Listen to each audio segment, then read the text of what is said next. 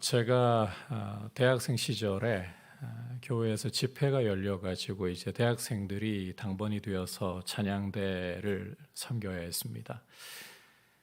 찬양대를 섬기고 저 같은 경우는 교회에서 2시간 떨어진 곳에서 그때 버스로 다녀야 됐으니까요. 2시간 떨어진 곳에 집이 있다 보니까 끝까지 집회를 참석하면 집을 못 들어갔습니다. 그래서 찬양대를 마치고 기도할 때에 이제 그 당시에 좀 일찍 나가야 했던 몇몇 형제 자매들은 저를 포함해서 예배당을 빠져나갔습니다. 근데 빠져나갈 때 조금 뒤통수가 따갑더라고요. 나갈 때 살짝 곁눈질을 해보니까 강사로 오셨던 목사님 중 한 분이 눈을 뜨고 보고 계셨던 겁니다. 그리고 나중에 이제 이야기를 남아있던 대학부 형님들, 누님들 또 동기들 있으니까요. 하는 말이 목사님께서 눈을 뜨고 보셨던 목사님께서 예배 시간에 밖에 나간 사람들 저주를 받을지어다. 그렇게 말씀을 하셨다 그래요. 이 저주를 받고 목사가 되었습니다. 네, 이 근거 없는 저주인 셈인 거죠. 우리 주님이 그렇게 참 통이 좁고 속이 굉장히 그야말로 바늘구멍보다 더 협소하신 분이라면 정말 우리는 주님 앞에 살아남을 사람이 없을 겁니다. 하지만 우리 주님의 가슴은 참 어떠한 죄인도 품어내실 만큼 크십니다. 자, 그런데 오늘 말씀을 보시면 참 이상한 저주가 하나 있습니다. 여러분께서 오늘 이 말씀을 보시면 길가에 있던 한 무화과 나무를 우리 주님이 저주해서 말려버리시는 사건을 읽어볼 수가 있습니다. 우선 18절을 보시면 이른 아침에 성으로 들어오실 때에 시장하셨다라고 오늘 말씀의 상황을 설명을 하고 있어요. 여기 성이라는 것은 예루살렘 성을 가리킵니다. 우리 주님이 이제 예루살렘 성에 입성하셔서 성을 둘러보시고 그 다음 날 아침에 다시 예루살렘 성으로 들어오셔서 성전을 향해 가고 계셨던 겁니다. 아침 식사를 하지 않고 아마 들어오셨던 것 같습니다. 그러니까 이렇게 시장하신지라라고 기록을 했겠죠. 그래서 길가에 무화과 나무가 한 그루 있는 것을 보시고는 다가가셨어요. 그런데 이 나무에게서는 잎사귀 말고는 아무것도 찾을 수 있는 게 없는 거예요. 19절 보시면 그렇게 기록을 하고 있죠. 그러자 주님께서 이 무화과 나무에게 이제부터 내가 열매를 맺지 못하리라. 그것도 수식을 하나 붙이셨어요. 영원토록 맺지 못하리라. 자, 이 주님의 저주가 떨어지자마자 이 무화과 나무가 말라버렸습니다. 여러분, 왜 우리 주님이 이 무화과 나무에게 이렇게 저주를 하신 걸까요? 이 배고픈 것에 대해서 우리 주님이 이날 아침에 굉장히 화가 나셨던 걸까요? 배고프면 화가 나는 사람들 있잖아요. 다른 건 다 참아낼 수 있는데 배고픈 것만큼은 도저히 나는 못 참아 해가지고 배고프면 신경질 부리는 사람들이 있습니다. 사람마다 이 화내는 포인트가 다르기 때문에 주님도 이날은 이게 배가 고픈 게 이게 분노로 연결이 되셨던 걸까요? 이 무화과 나무를 왜 저주를 하신 겁니까? 참고로 마가복음 11장 13절을 참고해서 보시면 이 동일한 사건을 기록하면서 마가는 이 무화과 나무에 열매가 없었던 이유가 무화과의 때가 아니었기 때문이라고 설명을 하고 있습니다. 아니, 무화과의 때도 아닌데 무화과 나무에게, 애꿎은 무화과 나무에게 우리 주님이 이 저주를 하셨다. 도대체 왜 이러셨을까? 왜 무화과 나무에게 성질 부리시는 것도 아니고 이러시는 것일까? 참 이해할 수가 없어 보이는 우리 주님의 행위입니다. 자, 그런데 우리가 이 말씀을 이해하기 위해서는 오늘 말씀의 전후문맥을 좀 참고를 해볼 필요가 있습니다. 이 사건이 있기 전날 우리 주님이 예루살렘에 입성하셔서 성경의 기록을 볼 때 가장 먼저 하신 일은 성전으로 가셔서 성전을 둘러보시는 일이었습니다. 그런데 주님이 성전에서 발견하신 모습은 어떤 모습이었을까요? 이 성전이 그야말로 시장 바닥으로 변해버린 모습이었습니다. 이게 그 성전 구조를 보면 크게 좀 이야기를 하자면 유대인의 뜰과 이방인의 뜰로 성전이 구분이 되어 있습니다. 유대인의 뜰에서는 이제 유대인들이 하나님 앞에 예배를 드릴 수 있는 것이고, 바깥에 이방인의 뜰이 있는데 여기에서는 이방인들, 유대교로 개종한 이방인들이 예배를 드릴 수가 있도록 그렇게 준비된 장소인 거예요. 그런데 이 이방인의 뜰에 이 당시에 보면 우리 주님이 보셨을 때 어떤 상황이 시장통으로 변했다는 게 어떤 상황이었던가 하면 이 대제사장들과 이런 서기관들의 허락하에서 환전상들, 돈 바꾸는 사람들,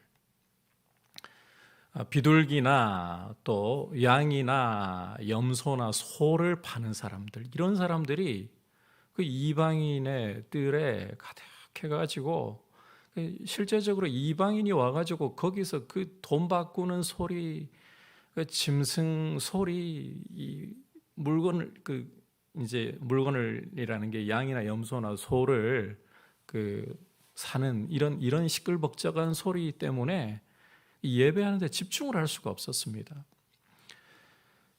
이게 어떻게 보면 명분상으로는 그리 나쁘진 않아요. 여러분, 이 환전상이 왜 있었는가 하면 디아스포라 유대인들이 흩어져 있다가 예루살렘에 예배하러 오잖아요. 이들이 팔레스타인에만 있는 게 아니라 디아스포라 유대인이라는 것은 로마 제국 각 곳에 흩어져 있는 사람들입니다. 그러니까 거기에서 이 쓰던 화폐를 가지고 와가지고 하나님 앞에 속전으로 드린다. 부정한 돈이잖아요. 이거를 이제 교환을 해야 되는 거죠. 환전을 해야 되는 거죠. 그리고 팔레스타인 안에 있다 해도 멀리 갈릴리와 같은 곳에서 하나님 앞에 예배를 드리러 온다. 그러면 재물을 가지고 와야 될 거 아니에요. 근데 이 재물이라는 게 뭐 비둘기 정도라면 그나마 좀 이해가 되려나요?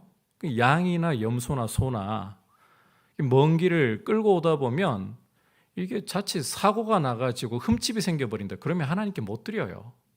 그러니까 모세율법에도 이 부분이 허락이 되어 있습니다. 돈을 가지고 와서 하나님 앞에 드릴 온전한 이 재물을 살 수가 있는 겁니다. 명분상으로 보면 이게 율법에서도 허락하고 있는 거예요. 그러한 의미에서 자, 여러분, 돈을 교환하고 양이나 염소나 소를 파는 이 행위 자체는 잘못된 게 아닙니다. 문제는 뭔가 하면 하나님을 경외하는 이방인들이 하나님께 예배해야 할 바로 그 장소에서 왜 그렇게 했느냐는 거예요. 이방인들이 와서 하나님께 예배하려고 할 때에 이방인들을 멸시하는 것이죠. 이방인들이 집중을 할 수가 없어요. 이방인들이 그곳에서 예배를 드리고 싶어도 집중을 할 수가 없도록 공간마저도 더 축소되도록 만들어버리고, 이게 그러면 결국 이익이 누구에게 다 들어가겠습니까? 대제사장들, 이런 사람들 주머니로 다 들어가는 거예요. 여러분, 제사를 드릴수록 그 제사 드린 몫이 누구에게 돌아옵니까? 제사장들 아닙니까? 그러니까 이 기득권층들의 배를 불리는 거예요. 명분상으로는 하나님께 제사라고 하지만 결국은 이런 이권이 개입이 되어가지고 이방인의 뜰을 그러한 시장통으로 바꿔버린 거죠. 우리 주님이 이런 모습을 보시고는 분노하셔서 너희가 내 아버지의 집을 강도의 소굴로 만드는도다. 노끈으로 채찍을 만드셔서 환전상의 상을 뒤엎어 버리시고 이 짐승을 파는 짐승들을 몰아내시고 그 사람들을 몰아내시면서 성전을 청결하게 하셨습니다. 자, 이렇게 우리 주님이 성전을 청결하게 하는 일을 하셨을 때에 내 집은 만민이 기도하는 집이 되리라고 이사야의 말씀까지 인용하시면서 성전을 청결하게 하는 일을 하셨을 때에 대제사장들과 서기관들이 과연 어떤 반응을 보였습니까? 우리가 이익에 잠시 눈이 멀어가지고 결코 시장통으로 바꾸어서는 안 될 성전의 한 부분을 더럽혀 놓았었구나. 우리가 하나님 앞에 정말 죄를 지었구나. 가슴을 찢었습니까? 아니었습니다. 그들은 분노했습니다. 도대체 저 갈릴리 나사렛 출신의 목수의 아들이 누구이관데 감히 이런 짓을 한단 말인가? 분노했습니다. 그리고 오늘 말씀 이후에 보면 분노에 그치지 않고 성전에서 우리 주님이 사람들을 가르치고 계실 때에 너의 권세가 어디로부터 왔느냐? 너의 권위가 어디로부터 왔느냐? 우리한테 말하라. 권위의 문제를 가지고 예수님을 찍어 누르려고 합니다. 자신들은 정통 랍비 학교 출신들이거든요. 대제사장으로서 명분이 있거든요. 그런데 예수님은 랍비 학교 출신 아닙니다. 갈릴리 총구석의 목수의 아들에 불과합니다. 이런 자는 권위로 찍어 누르면 눌릴 거야. 찍어 누르려고 하는 거예요. 그래서 우리 주님이 이 바리새인들과 서기관들과의 또 사두개인들과의 논쟁이 벌어지게 되는 것이죠. 결국 이들은 마태복음 26장을 읽어보시면 유월절을 이틀 앞두고서 우리 주님을 흉계로 잡아 죽일 궁리를 하는 모습까지 보이게 되는 겁니다. 자, 이런 전후 문맥 가운데에 오늘 사건이 벌어지고 있는 거예요. 여러분, 우리 주님이 길 가다가 시장하시니까 무화과나무 만나가지고 열매가 있을까? 없네. 배고픈데 신경질 나게. 너 그냥 영원토록 열매 맺지 못하게 만들어 버릴 거야. 무화과나무에게 그냥 배고픈 화풀이 하려고 이런 행동을 하셨을까? 우리 주님 그렇게 좁은 분이실까요? 그렇게 속이 좁고 통이 작은 분이실까요? 결코 그렇지 않은 겁니다. 여러분, 이 우리 주님의 행위에는 상징적인 메시지가 들어있는 거예요. 구약 이스라엘 역사를 읽어보시면 이스라엘을 상징하는 나무, 중요한 나무 두 가지가 있습니다. 그게 뭘까요? 네, 세 가지로 좀 확대해서 이야기하자면 포도나무와 무화과나무와 감람나무입니다. 그런데 자, 이 포도와 무화과 하면 딱 떠오르는 게 이스라엘입니다. 자, 그렇다면 이제 오늘 이 말씀 속에서 이 무화과나무, 열매 없는 무화과나무, 이게 무엇을 상징한다고 보십니까? 바로 이스라엘을 상징하고 있는 거예요. 주인이 찾아오셨을 때에 주인에게 열매를 맺어야 할, 믿음의 열매를 맺어야 할 이스라엘.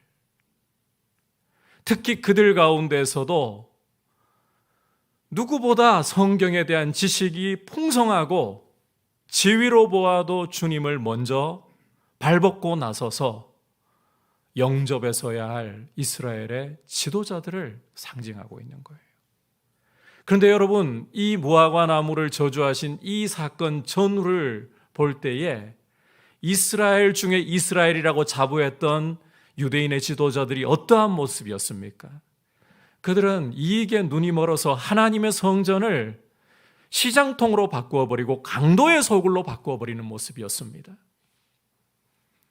내 집은 만민이 기도하는 집이라, 만민이 기도하는 집이라고 주님이 이사야의 말씀을까지 인용하시면서 성전을 정결케 하실 때에 그들은 조금도 가책이 없었습니다. 조금도 회개할 기미가 보이지 않았습니다.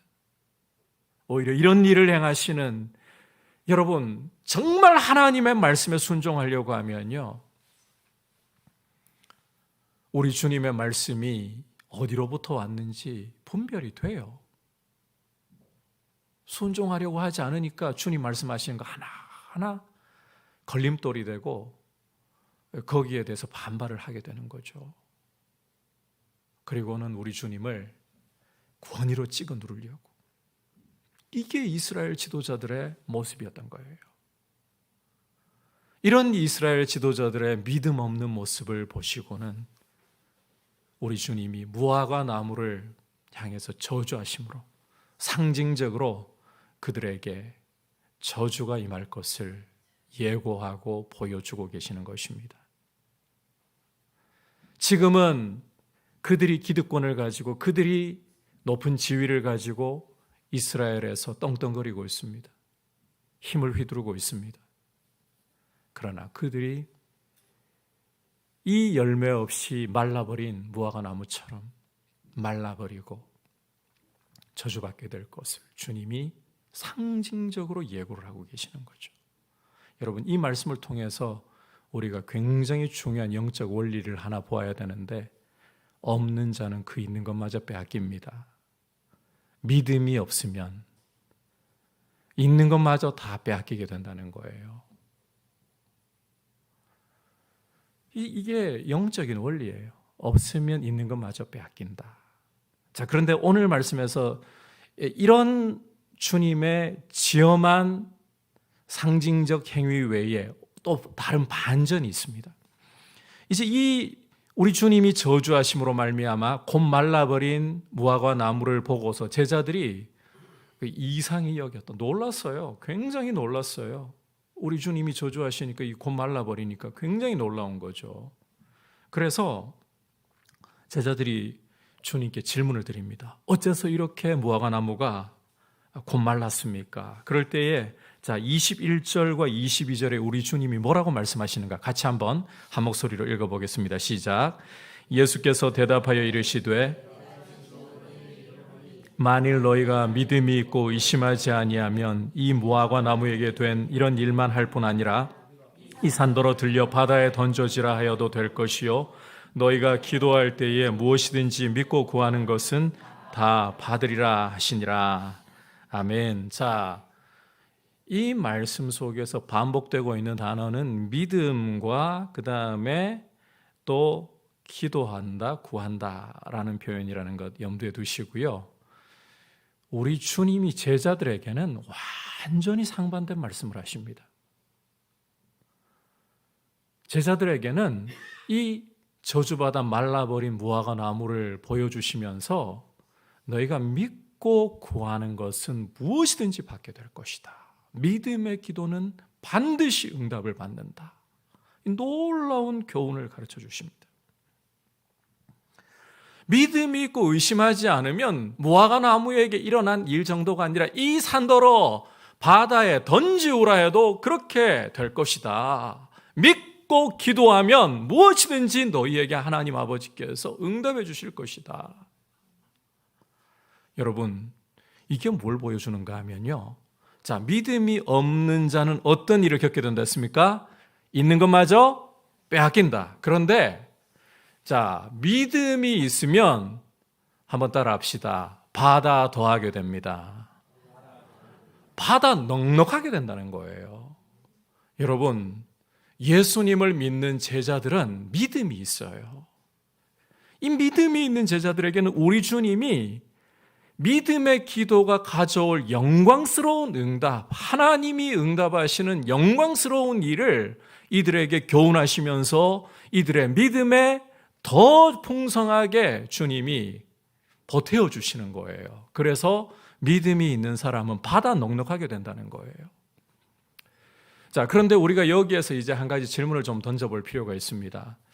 이 당시 제자들의 믿음의 수준이 어느 정도일까요? 자, 지금 제가 여러분께 없는 자는, 믿음이 없는 자는 있는 것마저도 다 빼앗기고 믿음이 있는 자는 받아 넉넉하게 된다, 이 말씀을 드렸잖아요.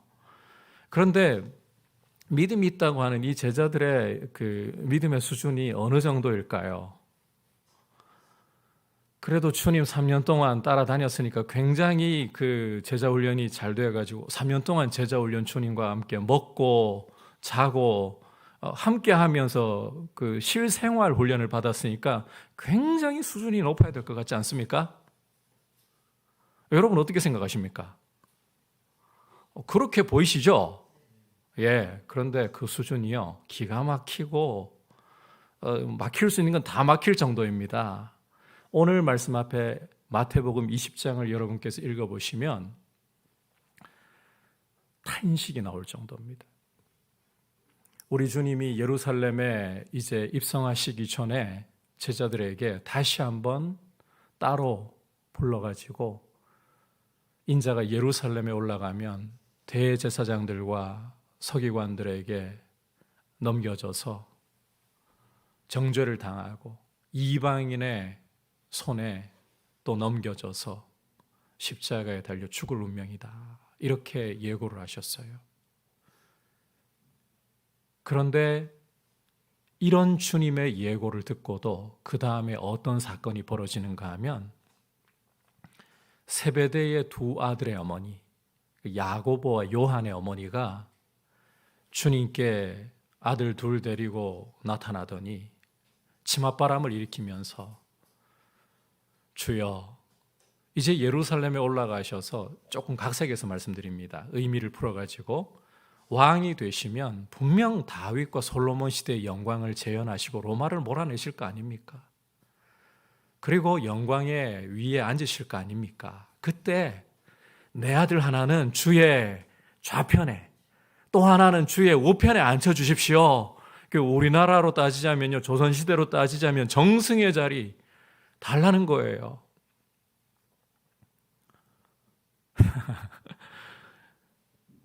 여기서 그치면 또 다행입니다. 이 두 사람만 뭐 저런 모양이겠거니 하고 끝나면 다행인데, 이걸 보고서 열 제자들이 분노에 사로잡혔어요. 그래가지고 주님이 또 자, 제자들 다 모여봐, 그러시고는 세상의 주관자들, 이방인의 집권자들이 사람들을 주관하고 부리려고 하고 자기 발밑에다가 사람을 두려고 하지, 너희들은 그렇게 해서는 안 된다. 너희 중에 으뜸이 되려고 하면 섬기는 자가 되어라, 종이 되어라. 내가 온 것은 섬김을 받으려고 하는 것이 아니라 오히려 섬기려고 하고 내 목숨을 많은 사람의 대성물로 주려고 합니다. 이렇게 제자들에게 교훈하셨습니다.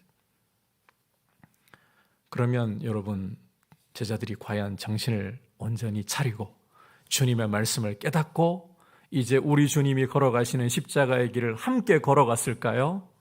그렇지 못했다는 것을 보여주는 것이 그 다음에 일어난 하나의 사건을 통해서 암시되고 있습니다. 여리고를 우리 주님이 떠나실 때에 길가에 있던 맹인 두 사람이 주님에게 우리를 불쌍히 여기소서, 다윗의 자손이시여. 주님이 그 두 맹인의 눈을 뜨게 해주셨죠. 그런데 여러분, 그게 우연히 기록된 게 아니에요. 비록 겉으로 볼 때는 맹인에 불과한 사람이지만 믿음으로 주님을 구할 때에 이 맹인들은 눈을 떴지만 주님 가까이에서 그렇게 3년 동안 제자 훈련 받아도 누가 크냐, 이 욕심에 사로잡혀 있는 제자들은 맹인 같다, 이걸 보여주고 있는 거예요. 이게 제자들의 믿음의 수준이었습니다. 여러분 어떻습니까? 제자들 믿음의 수준이 어떻습니까? 이 탄식이 쏟아져 나올 만큼 형편없는 수준으로밖에 보이지 않습니까? 이러니까 여러분, 겟세마네에서 기도할 때 다 졸고 있고, 주님 체포되어 가실 때 주와 함께 죽을지언정 절대 주를 버리지 않겠나이다 큰 소리 쳤던 베드로를 위시해서 제자들 다 도망을 가잖아요. 이게 제자들의 믿음의 수준이라는 거예요. 그런데 여러분, 오늘 여러분들에게 이 이야기를 꼭 드리고 싶은데, 참 믿음이 부족하고 형편없어도 믿음이 있는 것과 믿음 자체가 없는 것은 천양지차입니다. 여러분, 이렇게 생각하시면 좀 이해가 쉬우실 것 같아요. 아무리 산소호흡기를 꽂고 있고 몸이 쇠약해져 있어도 살아있는 사람과 송장은 그 차이가 어마어마합니다. 여러분, 송장에게 우리 예수 믿는 사람의 기준으로 이야기해 볼게요.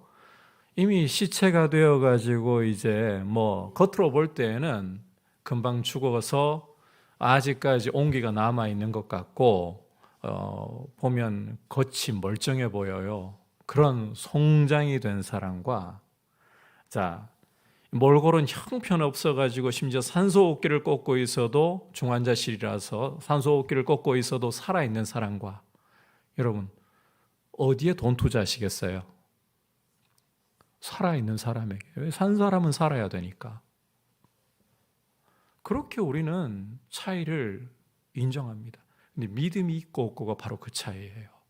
여러분, 믿음이 부족해도 우리 주님이 보실 때에, 믿음이 어리고 아무리 작아도 우리 주님이 보실 때에 믿음이 있는 것과 믿음 자체가 없는 것은 달라요. 지금 유대인 지도자들은 믿음이 없어요. 제자들의 모습은 정말 기가 찹니다. 3년 동안 제자 훈련 시켜놨더니 우리 모습 비슷하지 않나요? 참 이렇게 이 예배 생활 열심히 하려고 하고 또 기도 생활 열심히 하려고 그래도 우리 이 욕심이 차오르면 눈 멀어버리기 쉬운 우리의 모습이나 제자들의 모습이나, 근데 그렇게 형편없어 보여도요, 우리 주님은 믿음이 있다면 그 희미하고 연약한 믿음이라도 주님은 그 믿음을 결코 놓치지 않으시고 오늘 말씀을 보시면 그 믿음을 북돋아 주시는 방향으로 믿음이 있는 자에게는 받아들하도록 역사해 주시는 분이신 거예요. 여러분, 그래서 이 믿음이 있다는 게 얼마나 큰 축복인가. 희미해도 살아있는 믿음과 여러분 믿음이 없는 것은 정말 다른 겁니다. 그래서 우리가 이 공동체 안에서요, 믿음이 연약한 자라 할지라도 주님은 참 귀하게 보신다. 믿음이 크고 참 믿음이 좋은 사람만 주님이 기뻐하시고 많은 것 주시는 게 아니라 믿음이 참 연약하고 참 어리고 작아 보여도 희미해 보여도 예수 그리스도를 주로 고백하면서 넘어져도 주님 말씀대로 순종하고 싶어서 고민하고 그것 때문에 기도하고 어떻게 하면 믿음이 좀 자랄 수 있을까요? 괴로움과 고통이 찾아와서 비틀거리고 넘어져도 그래서 때로는 주님께 원망하는 모습이 있었다 할지라도 이래서는 안 되지, 믿음으로 살아야 되는데 이러면서 주님 앞에 가려고 하는 사람, 주님은 믿음 부족하다고 그런 사람들을 넌 여로야 이러시지 않으십니다. 이 축복의 대열 속에서 믿음이 있는 자는 부족할지라도 받아 더하게 하시는 분이 우리 주님이십니다. 여러분, 믿음으로 주님이 우리에게 주시는 풍성함을 누릴 수 있기를 축복합니다. 특별히 오늘 말씀에서 보여주고 계시는 대로 믿고 구할 때에 다 받으리라고 약속하셨습니다. 여러분, 우리가 살고 있는 시대는 어느 때보다도 교회가 큰 어려움을 겪고 있습니다. 어떻게 보면 다른 어떤 나라들보다 우리 대한민국이 밖에 나가보면 경제가 어렵다 해도 사는 부분에서 굉장히 참 편리하게 풍요롭게 잘 살고 있습니다. 그런데 우리의 영적인 상황은 어느 때보다 어렵습니다. 전도를 하려고 하면 세상이 우리를 바라보는 눈빛이 이전과 다릅니다. 이전에는 내가 안 믿어도 우리 자녀들 교회에 보내놓으면 그래도 삐뚤어지거나 잘못된 길로 가지 않는다고 주일학교 보냈습니다. 지금은 안 보냅니다. 그만큼 교회가 신뢰가 떨어져 버리고 영적으로 바닥을 치고 있는 상황이에요.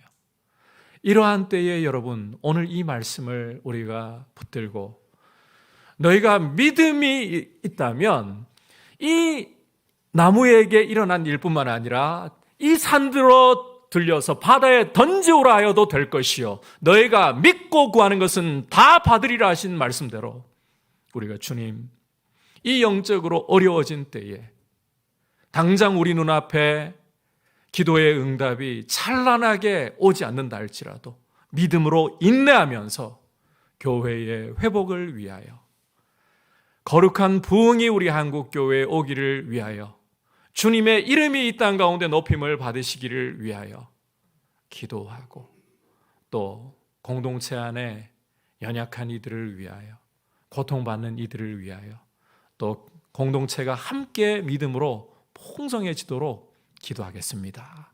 이런 결단으로 우리가 다시 한번 설 수 있기를 축복합니다. 주님은 믿음이 있다면 연약할지라도 받아 더하게 하시기를 기뻐하시는 분입니다. 오늘 이 우리 주님의 자비하신 것, 신실하심을 붙들고 기도로 우리 민들레 교회가 다시 한번 주님의 영광을 바라보고 앞으로 전진해 나가는 교회 되기를 축복합니다.